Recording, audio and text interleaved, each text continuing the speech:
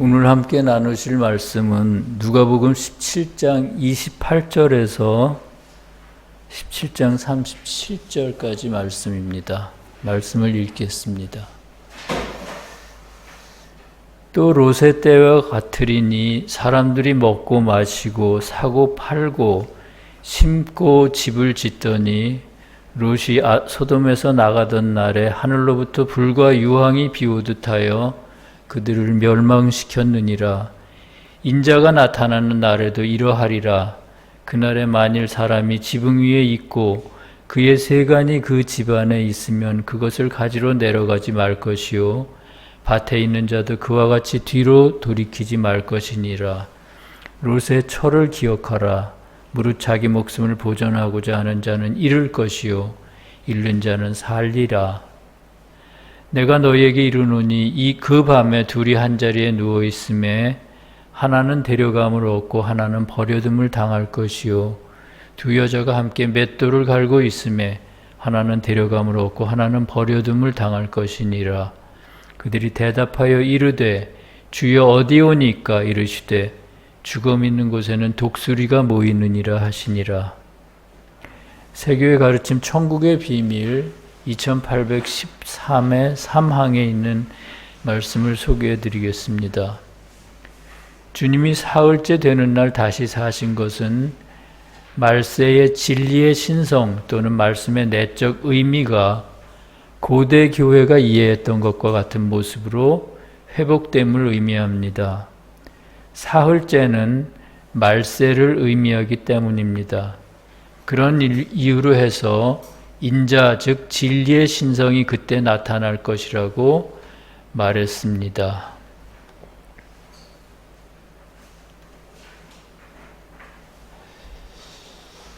몇 주 전에 인자의 날이란 주제로 말씀을 드린 적이 있는데 오늘 말씀은 그 말씀에 계속 이어지는 말씀입니다. 그래서 제목도 인자가 나타나는 날이라고 했습니다. 인자가 나타나는 날이란 어떤 의미일까요? 인자가 나타나는 날은 내적 의미로는 말세를 의미합니다. 말세라고 하니까 말 그대로 세상이 끝나는 때가 아닌가 생각하실 수 있지만 그게 아니고요. 낡고 부패한 교회가 무너지고 새로운 교회가 열리는 때를 의미합니다. 그때를 인자가 나타나는 날이라고 부르는 이유는 그때 주님께서 감추었던 말씀의 내적인 의미를 열어주시는데 그 내적 의미를 표상하는 것이 바로 인자, 즉 진리이신 주님이기 때문입니다. 모두들 아시는 것처럼 주님께서 세상에 계실 때 당신 자신을 하나님의 아들이라고 부르기도 하셨고요. 또는 인자라고 부르기도 하셨습니다. 하나님의 아들이라고 부를 때는 주님의 거룩한 인간 안에 있는 선을 뜻하고요. 인자라고 할 때는 주님의 거룩한 인간 안에 있는 진리를 뜻합니다. 교회의 마지막 때 주님은 참된 진리인 말씀의 내적 의미로 다시 오십니다. 그래서 그때를 인자가 나타나는 날, 즉 진리이신 주님이 오시는 날이라고 부르는 것입니다. 그러면 인자가 나타나는 날, 인자가 나타나는 교회의 마지막 때에는 어떤 일이 일어날까요? 먼저 본문 28절과 29절에서는 다음과 같이 말합니다. 롯의 때와 같으리니 사람들이 먹고 마시고 사고 팔고 심고 집을 짓더니 롯이 소돔에서 나가던 날에 하늘로부터 불과 유황이 비오듯 하여 그들을 멸망시켰느니라. 말세 즉 교회의 마지막 때의 모습은 마치 롯이 소돔에서 나오는 때와 같다고 말합니다. 여기서 소돔은 자아사랑과 세상사랑에 빠져있는 교회를 의미합니다. 그리고 불은 자아사랑과 세상사랑으로부터 나오는 온갖 욕망들을 뜻하고요. 유황은 그런 욕망들에서 비롯한 거짓된 교리를 뜻합니다. 교회 안에 선과 진리가 사라지고 대신 악과 거짓이 만연할 때 신실한 신앙인들은 진리를 찾아 부패한 교회를 떠납니다. 그들이 바로 롯으로 표상되는 선한 사람들입니다. 그런 의미에서 볼 때 불과 유황이 하늘에서 쏟아지는 것이나 롯이 소돔을 떠나는 것은 교회에 대한 주님의 심판을 의미합니다. 불과 유황이 쏟아지는 것은 악한 욕망과 거짓 교리로 말미암아 교회가 스스로 몰락하는 것을 의미하고요. 롯이 소돔을 떠나는 것은 선한 사람들이 부패한 교회를 떠나가는 것을 의미합니다. 노아 시대에도 홍수가 있기 직전에 어떤 사람은 방주에 오르고 어떤 사람은 방주 밖에서 먹고 마셨다고 했습니다. 교회의 마지막 때는 그렇게 어떤 사람은 참된 진리를 찾아 낡고 부패한 교회를 떠나가고요. 어떤 사람들은 자아의 욕망과 거짓 교리 속에 깊이 빠져서 스스로 파멸합니다. 그것이 주님이 교회를 심판하시는 방법입니다. 사람들이 먹고 마신다고 했는데 먹고 마시는 것은 교회 안에 악한 사람들이 삶의 악과 거짓을 자신의 생명으로 만드는 것을 의미합니다. 먹는 것은 악을 생명으로 만드는 것이고요. 마시는 것은 거짓을 생명으로 만드는 것입니다. 사람은 각자 삶의 행위에 따라 그의 생명인 이성과 의지를 계속해서 바꿔나갑니다. 즉, 삶 가운데서 행한 선 또는 악은 그의 의지로 변하고요. 삶 가운데서 생각하고 말한 진리 또는 거짓은 그 사람의 이성으로 변하는 것입니다. 그러므로 먹고 마시는 것은 각 사람의 삶의 악과 거짓이 이성과 의지라는 그들의 생명으로 변하는 것을 의미합니다. 교회에 대한 교회의 심판에 대해 말씀하셨던 주님께서 이번에는 다시 31절과 32절에서 다음과 같이 말씀하십니다. 그날에 만일 사람이 지붕 위에 있고 그의 세간이 그 집 안에 있으면 그것을 가지러 내려가지 말 것이요 밭에 있는 자도 그와 같이 뒤로 돌이키지 말 것이니라. 롯의 철을 기억하라. 이렇게 말씀하십니다. 앞에 28절과 29절 말씀이 교회의 마지막 때 부패한 교회에 대한 심판을 다루는 것이라면 지금 31절과 32절 말씀은 새교회인들에 대한 경계의 말씀이라고 볼 수 있습니다. 여기서 지붕은 영적으로는 가장 높은 것인 사랑과 선을 뜻합니다. 그리고 집의 세간은 그보다 낮은 차원의 것인 신앙의 진리를 뜻합니다. 따라서 지붕 위에 있는 사람이 집의 세간을 가지러 내려오는 것은 선의 상태에 있던 사람이 진리의 상태로 돌아가는 것이며 이미 거듭난 사람이 거듭나기 전의 상태로 돌아가는 것을 의미합니다. 그렇다면 거듭나기 전의 사람과 거듭난 후의 사람의 차이는 어떤 것일까요? 그것에 대해 천국의 비밀 1184의 사항에서는 이렇게 말합니다. 거듭나기 전의 사람은 진리를 통해 선으로 나아가며 그러므로 부분적으로는 자기가 자신을 이끄는 사람이다. 자기가 자신을 이끄는 사람이라고 합니다. 그러나 거듭난 사람은 주님께서 선을 통해 그를 이끄신다. 이렇게 말합니다. 한마디로 말해서 거듭나기 전의 상태, 즉 진리에 따라 선으로 나아가는 상태는 주님께 온전히 의지하지 않고 부분적으로는 자기 자신에 의지하는 상태라는 것입니다.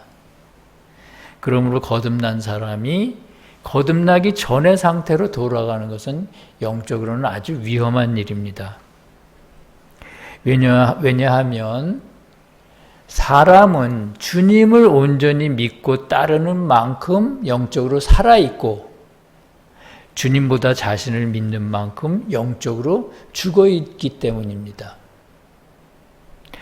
본문의 지붕에 있던 사람이 세간을 가지러 집 안으로 내려오는 것이나 롯의 처가 뒤를 돌아보는 것은 주님만을 믿고 따르던 사람이 자기 자신과 세상을 바라보기 시작하는 것을 의미합니다. 그렇기 때문에 그것은 영적으로 죽어가는 것이죠. 그래서 주님께서는 그러지 말라고 하셨습니다. 어떻게 하면 영적으로 뒷걸음질 치지 않고 항상 앞으로만 나아갈 수 있을까요? 그와 관련해 본문 34절과 35절에서는 이렇게 말합니다. 그 밤에 둘이 한자리에 누워 있음에 하나는 데려감을 얻고 하나는 버려둠을 당할 것이다. 두 여자가 함께 맷돌을 갈고 있음에 하나는 데려감을 얻고 하나는 버려둠을 당할 것이니라. 이렇게 말씀을 하십니다. 밤에 두 사람이 한 침상에 누워 있는데 하나는 데려감을 얻고 하나는 버림을 받는다고 말합니다. 밤이란 어떤 것입니까? 밤은 교회 안에 악한 욕망과 거짓된 교리가 만연한 상태, 즉 교회의 마지막 때, 빛이 없는 때를 의미합니다. 그렇다면 자리나 침상은 어떤 의미일까요? 자리나 침상은 교회의 교리를 뜻합니다. 따라서 이 말씀은 같은 교리 안에 있더라도 각자의 삶의 행위에 따라 어떤 사람은 구원을 받고 어떤 사람은 구원을 받지 못한다는 의미입니다. 예를 들면 믿음만의 교리 안에 있는 사람이라도 주님의 말씀에 따라 진실하고 선하게 사는 사람들은 구원을 받습니다. 반면에 세교회의 신앙 안에 있더라도 믿기만 하고 행하지 않으면 구원을 받지를 못합니다. 이를테면 이런 것이 두 사람이 한 자리에 누워 있는데 하나는 데려감을 얻고 하나는 버림을 받는 것입니다. 이 말씀을 통해 우리는 믿음이 중요한 것이 아니라 삶의 행위가 중요하다는 것을 알 수 있습니다.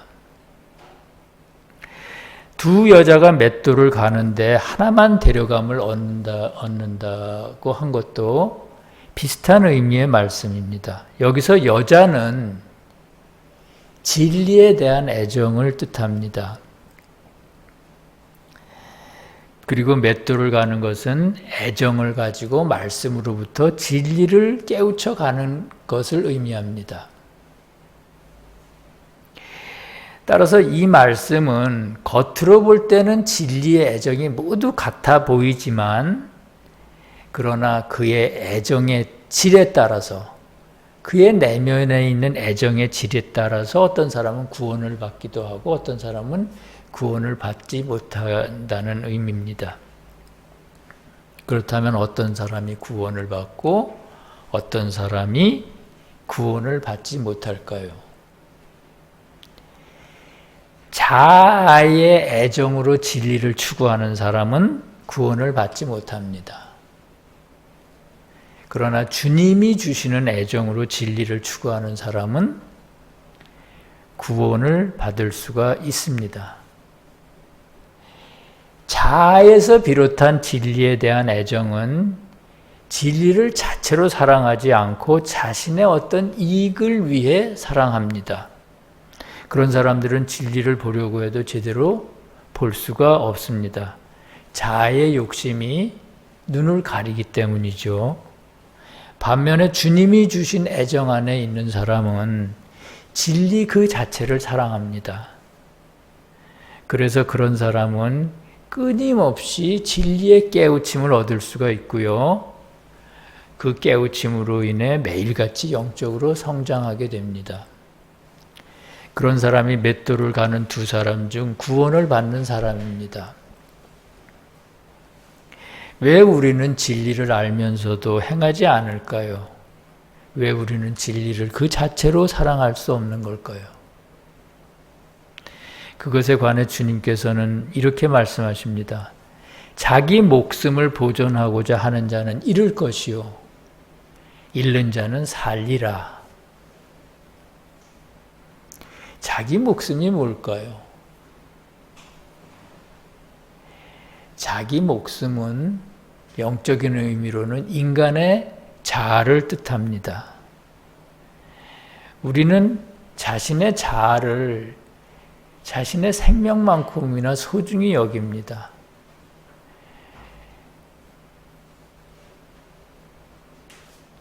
굶주려 죽는 것보다 때로는 모욕을 받거나 자존심이 상하는 것을 더 못 견뎌 하는 것이 인간이니까요. 그래서 사람들은 자기 목숨을 보존하려고 합니다. 자아를 어떻게 해서든지 내세우려고 합니다. 그렇기 때문에 자기 목숨을 보존하는 것은 주님보다 자기 친의 자아를 더 사랑하는 것이고요. 자기 목숨을 스스로 버리는 것은 주님을 위해 자아를 버리는 일입니다. 신앙인들이라면 주님을 위해 기꺼이 자아를 버릴 줄 알아야 합니다. 인간의 자아를 그대로 두면 절대로 이웃을 사랑할 수가 없습니다. 나아가서 주님을 사랑할 수도 없습니다. 사소한 말이나 행동 가운데도 자아가 작용함을 느낄 때가 얼마나 많습니까? 자아는 모든 진실과 선의를 왜곡하고요. 결국은 우리들로 하여금 주님을 대적하도록 만듭니다. 그래서 자기 목숨을 보존하고자 하는 자는 잃을 것이라고 하셨습니다. 무엇을 잃는다는 것일까요? 영원한 생명인 주님의 생명을 내 것으로 만들 수 없다는 것입니다. 진정한 사람이신 주님의 인격을 나의 인격으로 만들 수 없다는 것입니다. 반대로 자아를 버리는 자는 주님의 생명을 자신의 생명으로 만들어 그것으로 영원히 살 수가 있습니다. 교회의 마지막 때에는 악하고 거짓된 지옥의 영들이 믿지 않는 자는 물론이고 믿는 사람들까지 유혹해 시험에 들게 합니다. 그러다 보면 롯의 아내가 뒤를 돌아보는 것처럼 신앙적으로 뒷걸음질 치는 사람들이 많습니다. 그런가 하면 부패한 교회들은 인간의 추론을 내세워 진리를 왜곡하고 그렇게 해서 수많은 거짓 교리들을 만들어냅니다. 오늘 말씀에서는 그들의 추론의 능력을 주거미에 날아드는 독수리에 비유했습니다. 교회의 마지막 때 이런 일들이 일어나는 것은 인간이 주님을 사랑하지 않고 자기 자신을 사랑하기 때문입니다. 그래서 주님께서는 나를 따라오려거든 자기를 부인하라고 하셨고요. 자기 십자가를 지고 나를 따르라고 하셨습니다. 우리가 생명처럼 아끼는 그 자아를 버리라는 말씀입니다. 그 자아를 버리기 위한 싸움을 두려워하지 말라는 것입니다. 자아와의 싸움에서 때로 넘어질 수가 있습니다. 그러나 그때마다 가장 아름답고 진실한 교리이신 주님을 붙잡고 다시 일어나 걸어가야만 합니다. 그렇게 할 때 눈먼 자는 눈을 뜰 것이요 기머거리는 귀가 열릴 것이며 앉은 뱅이는 일어나 걸을 수 있을 것입니다. 주님의 그런 은혜가 이 진리를 사랑하는 모든 성도들과 함께 하시기를 간절히 기도합니다. 예수께서 이르시되 일어나 네 자리를 들고 걸어가라 하시니 그 사람이 곧 나아서 자리를 들고 걸어가니라. 아멘. 함께 기도하시겠습니다. 사랑과 자비의 주님, 오늘도 생명의 말씀으로 저희를 먹여주심에 감사드립니다.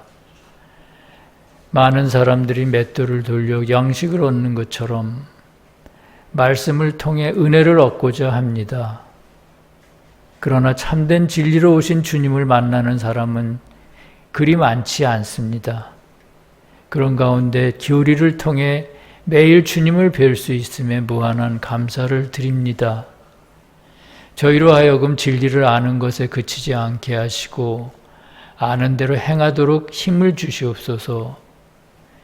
세상에서 오는 악과 거짓의 시험에 넘어가지 않게 하시고 참된 교리이신 주님을 붙잡고 모든 어려움을 이겨나가도록 도와주시옵소서. 저희들은 자아를 이길 힘이 없습니다. 잠깐이라도 마음을 놓으면 자아가 움직여 우리의 진실을 비틀고 선의를 왜곡합니다. 주님, 저희들에게 지혜를 주시고 사랑을 주셔서 자아를 누르고 매일 이웃을 사랑하고 주님을 섬길 수 있도록 도와주시옵소서. 주님의 은혜로 각자의 감옥에서 나온 사람들이 목이 터져라 주님을 찬송하게 하시고 그들의 찬송이 하늘과 땅을 울리고 사회의 어두운 곳들을 구석구석 밝히기를 원합니다. 나라와 권세와 영광이 우리 주 예수 그리스도께 영원히 있사옵나이다. 아멘.